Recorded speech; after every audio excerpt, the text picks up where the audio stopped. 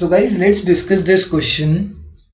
Question is, a consumer buys 20 units of a good at rupees 10 per unit.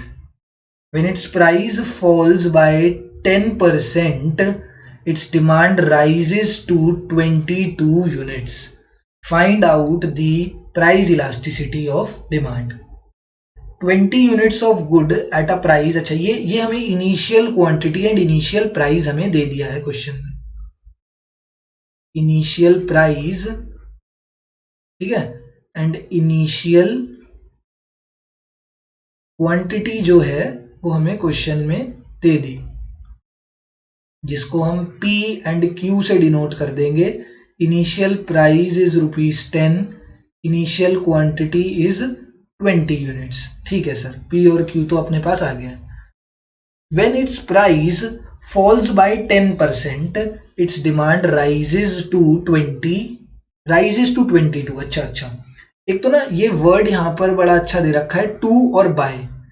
जब बोला गया कि rises, मैंने कहा 20 से राइज होकर क्वांटिटी राइजेस फ्रॉम 20 टू 22. इसका मतलब है कि पहले इनिशियल प्राइस कितना था, इतना था, एंड अब जो नया प्राइस आया है वो कितना है, 22. मतलब कि ना नया प्राइस की वैल्यू कितनी आ गई, 22.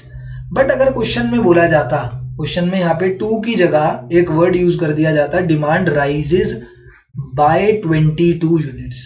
इसका मतलब पता है क्या होता, इसका मतलब ये होता कि जो न्यू प्राइस है 20 तो ओरिजिनल प्राइस था, अब वो 22 और बढ़ गया है. 20 तो पहले था, अब 22 और ज्यादा बढ़ गया है, तो जो न्यू प्राइस आता वो 42 आता. तो ये टू और बाय में ना कंफ्यूजन बच्चों को रहती है, तो प्लीज इस चीज को ध्यान रखना. अगर डिमांड राइजेस 2 बोला गया है तो इसका मतलब यहां पर क्या होगा,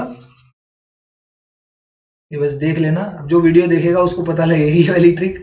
अब क्या है, इनिशियल प्राइस कितना था, ये था. इनिशियल क्वांटिटी पे आते हैं, इनिशियल क्वांटिटी 20 यूनिट्स थी, तो अब न्यू क्वांटिटी कितनी हो जाएगी, तो न्यू क्वांटिटी, ये Q1 क्या है, न्यू क्वांटिटी, वो कितनी हो जाएगी, 22 यूनिट्स.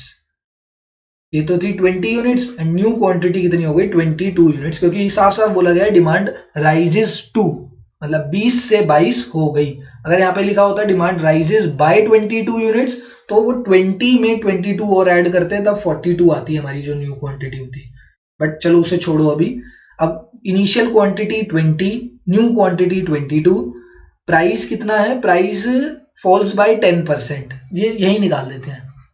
10% ऑफ ₹10 की वैल्यू निकाल देते हैं. ये कट गया, कितनी आई, ₹1 आई. ₹1 से बढ़ा है या कम हुआ है, ₹1 से फॉल हुआ है, तो न्यू प्राइस कितना आ गया, न्यू प्राइस इज ₹9.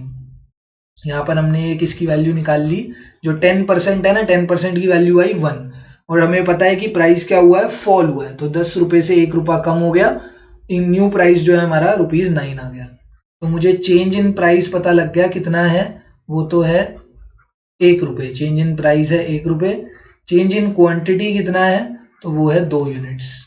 हो गया क्वेश्चन कंप्लीट. अब निकालना क्या है, पीडी निकालना है. पीडी का फॉर्मूला अपने को आता ही है, माइनस साइन लगाना है फॉर्मेलिटी के लिए. This minus sign shows the negative relation between demand and quantity, sorry demand and price. Formula क्या होता है पीडी का, change in quantity upon change in price into price upon quantity. PED की value निकल जाएगी, minus ऐसे ही रहने दो. चेंज इन क्वांटिटी कितना दे रखा है 2, चेंज इन प्राइस है क्वेश्चन में 1, तुम्हारे सामने निकाले हैं ये. ओरिजिनल प्राइस कितना है, original price is 10, original quantity कितना है, ओरिजिनल क्वांटिटी इज 20. 2 1 जा 10 जा, 10 से 10 गया, पीडी की वैल्यू आ गई 1. पीडी की वैल्यू जब 1 आती है तो हम इसको कौन सी बोलते हैं, तब हम इसको बोलते हैं यूनिटरी इलास्टिक डिमांड. जब पीडी की वैल्यू 1 आए तो उसको हम यूनिटरी इलास्टिक डिमांड बोलते हैं. सो हमें क्या फाइंड आउट करना था, पीडी फाइंड आउट करना था. पीडी की वैल्यू हमने निकाल दी, एंड ये भी बता दिया कि कौन से टाइप की डिमांड है, तो it is a type of unitary elastic demand. Thank you.